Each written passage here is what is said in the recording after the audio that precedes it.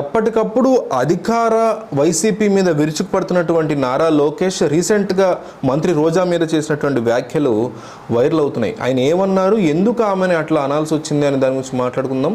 దానికంటే ముందు రానున్న ఎన్నికల్లో మీ ఓటు ఎవరికి వేయబోతున్నారు అనేది సర్వే సంస్థలు చెక్ చేస్తున్న యూట్యూబ్ కామెంట్లు గుర్తుపెట్టుకోండి. కాబట్టి కంపల్సరీ కామెంట్ చేయండి.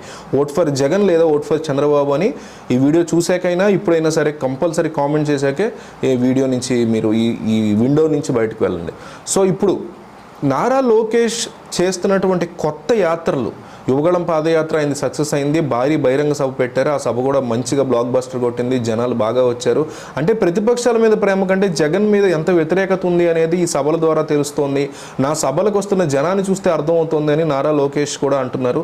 సో ఈ నేపథ్యంలో ఈయన కొత్తగా స్టార్ట్ చేసిన శంఖారావం అనేటువంటి సభల్లో రోజుకి 3 నియోజకవర్గాలు చొప్పున 50 రోజుల్లో 150 నియోజకవర్గాలు కవర్ చేయాలనే టార్గెట్తో దిగిన నారా లోకేష్ ఇప్పుడు వరుస పెట్టి యాత్రలు చేస్తున్నారు.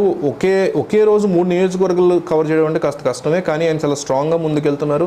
తనతో ఉన్నటువంటి రెడ్ బుక్ను కూడా ఆయన తీసుకెళ్తున్నటువంటి పరిస్థితి ఉంది. ఆ రెడ్ బుక్లో రకరకాల పేర్లు, అధికారుల పేర్లు, అందరి పేర్లు మెన్షన్ చేస్తూ ఎవరైతే వైసీపీ క్యాడర్ని కానీ ప్రజలను కానీ ఇబ్బంది పెట్టారో వారి పేర్లు రాసుకుంటున్నాను. రేపు మేము అధికారంలోకి వచ్చాక వాళ్ళ మీద చర్యలు ఖచ్చితంగా ఉంటే లీగల్ యాక్షన్ తీసుకుంటాం అనేటువంటి అంశాన్ని ఆయన తెలియజేస్తున్నారు. అయితే ఈ నేపథ్యంలో జరుగుతున్నటువంటి ఈ డిస్కషన్స్లో ఈ విమర్శలు విసురుకోవడంలో నారా లోకేష్ ఎక్కువగా వ్యంగ్యాస్త్రాలు సంధిస్తున్నారు, ఎద్దేవా చేస్తున్నారు. జగన్మోహన్ రెడ్డిని ఒక రకంగా చెప్పాలంటే విపరీతంగా ర్యాగింగ్, ట్రోలింగ్ చేస్తున్నారు. ఈ మధ్యకాలంలో జగన్ తీసుకొచ్చినటువంటి పెద్ద పథకం ఎమ్మెల్యేల ట్రాన్స్ఫర్ అంటూ ఒక కొత్త అంశాన్ని ఆయన నారా లోకేష్ తెర మీద తీసుకొచ్చి జగన్ని ఎక్కిరించడం మొదలుపెట్టారు. ఏపీ నుంచి వైసీపీకి 31 మంది ఎంపీలు ఉంటే ఆ ఎంపీలను కూడా కేసుల మాఫీ కోసం కేంద్రానికి జగన్మోహన్ రెడ్డి తాకట్టు పెట్టారంటూ లోకేష్ మండిపడ్డారు. ఎంపీలకు కూడా వైఎస్ జగన్ మీద నమ్మకం పోయిందని, అందుకే ఇటీవల ఢిల్లీకి జగన్ వెళ్తే ఆయన వెంట కేవలం 6 మాత్రమే ఉన్నారని, వచ్చేది టీడీపీ జనసేన ప్రభుత్వమేనని నారా లోకేష్ చెప్పుకొచ్చారు. ఇలా మాట్లాడుతూ ఉన్నటువంటి టైంలో రోజా గురించి ఎవరో ప్రజల్లోంచి తీసుకురాగానే చిచ్చి నేను ఆంటీ గురించి మాట్లాడను అంటూ నారా లోకేష్ తీవ్ర వ్యాఖ్యలు చేశారు.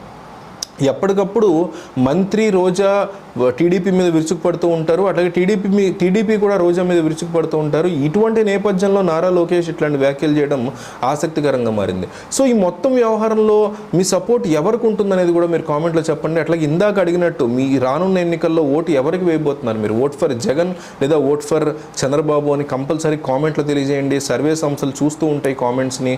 సో దాన్ని బేస్ చేసుకుని వాళ్ళు సర్వేలు ఇస్తారు జనాలకి. సో జనాలు ఎటువైపు ఉన్నారు అనేది జనాలే తేల్చాలి, అదే సర్వే అంటే. సో సర్వే సంస్థల కోసమైనా కామెంట్లో ఓట్ ఫర్ జగన్ లేదా ఓట్ ఫర్ చంద్రబాబు అని కంపల్సరీ మీ అభిప్రాయాన్ని కామెంట్లో తెలియజేయండి.